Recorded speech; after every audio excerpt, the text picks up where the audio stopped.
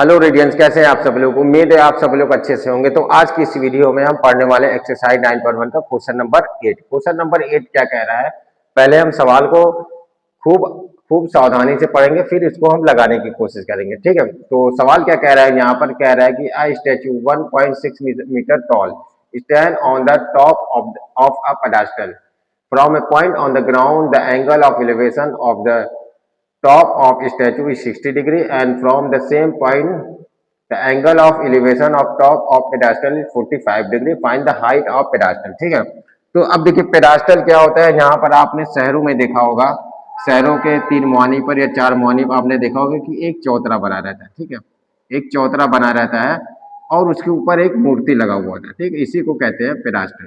ठीक, तो यहाँ पर मान लीजिए एक चौतरा है इस प्रकार से कुछ, और इस पे क्या हुआ है, इसके ऊपर एक मूर्ति लगा हुआ है।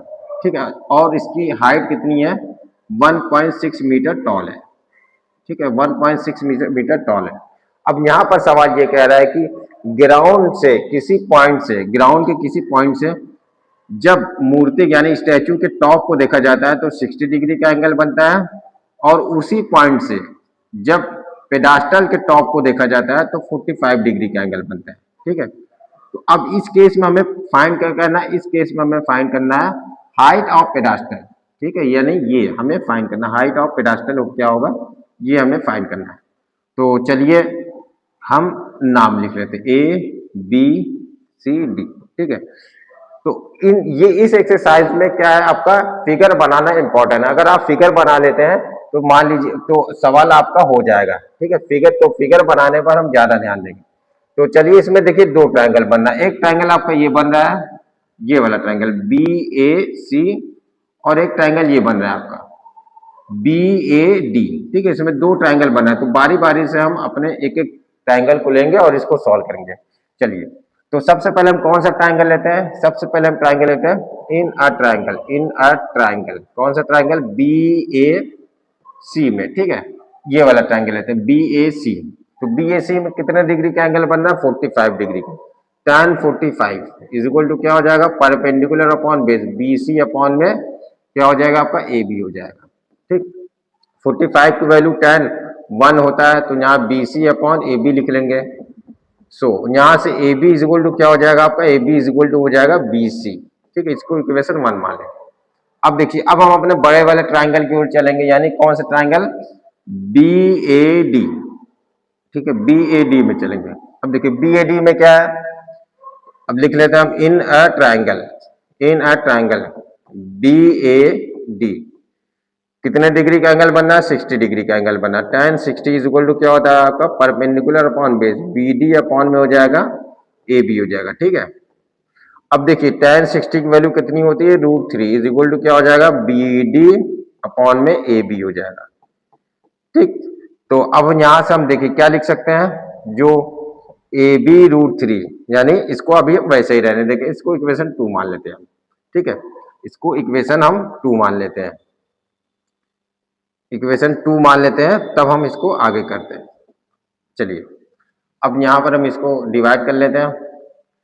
तो ये हो जाएगा आपका, यानी AB इज इक्वल टू क्या हो जाएगा आपका, यहाँ पर ये हो जाएगा AB इज इक्वल टू, हम यहाँ पर लिख सकते हैं AB इज इक्वल टू हो जाएगा आपका BD अपॉन में √3।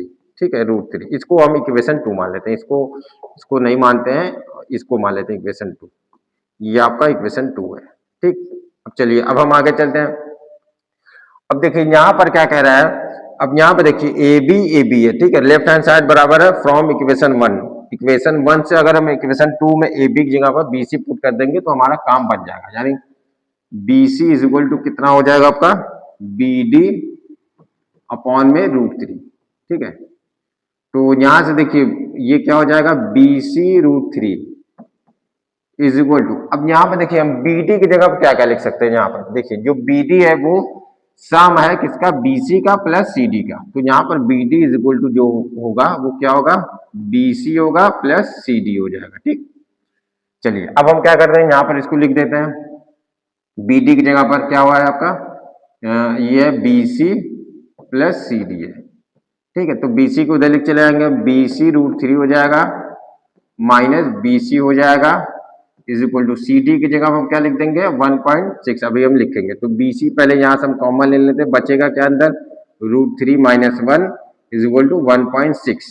ठीक, तो यहाँ जो B C is equal to हो जाएगा वो हमारे पास 1.6 डिवाइड बाई 1 ठीक है, ये हो जाएगा √3 यानी 1.6 डिवाइड बाई √3 - 1 ये हो जाएगा आपका। ठीक, अब देखिए अब हम क्या करेंगे, जो ये आपका √3 - 1 डिनोमिनेटर में इसको हम हटाएंगे। ठीक है, इसको हटाने का क्या तरीका है कि √3 - 1 है तो इसके जस्ट अपोजिट साइन से मल्टीप्लाई करेंगे, तो ऊपर और नीचे यानी नॉमिनेटर डिनोमिनेटर में, यानी √3 + 1 और यहाँ पर √3 + 1 से हम मल्टीप्लाई कर देंगे। ठीक है, इससे हमें फायदा क्या होगा कि ये आपका a² - b² का फॉर्मूला बन जाएगा, तो ये इजीली हो जाएगा। तो इसको ऊपर लिख देंगे 1.6 और √3 + 1, तो ये एज इट इज रहेगा।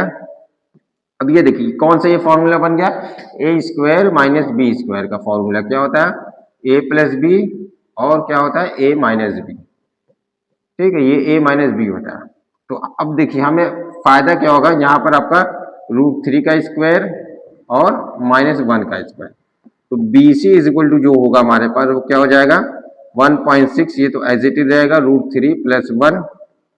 ठीक, और ये हो जाएगा आपका, ये स्क्वायर से अंडर रूट कट जाएगा यानी 3 - 1।